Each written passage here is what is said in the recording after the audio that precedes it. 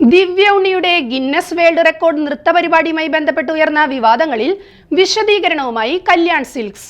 നൃത്തപരിപാടിയുടെ സംഘാടകരായ മൃദംഗ വിഷനെ 12,500 സാരികൾ നിർമ്മിച്ചു നൽകി. ഇതിനായി ഒരു സാരിക്ക് 390 രൂപ വീതമാണ് സംഘാടകരിൽ നിന്ന് വാങ്ങിയത്.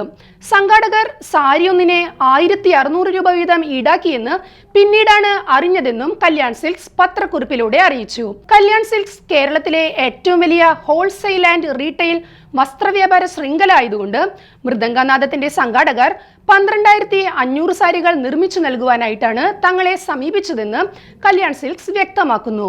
ഈ പരിപാടിക്ക് മാത്രമായി ഡിസൈൻ ചെയ്ത സാരികൾ കുറഞ്ഞ സമയത്തിനുള്ളിൽ നിർമ്മിക്കുകയും സാരി ഒന്നിനെ 390 രൂപയ്ക്ക് സംഘാടകർക്ക് യഥാസമയം കൈമാറുകയും ചെയ്തിരുന്നു. എന്നാൽ പരിപാടിയുടെ വേദിയിലുണ്ടായ ചില നിർഭാഗ്യകരമായ സംഭവങ്ങൾക്ക് ശേഷമാണ് കല്യാൺ സിൽക്സ് സാരിയുടെ പേരിലുള്ള തട്ടിപ്പിനെ കുറിച്ച് അറിയുന്നത്.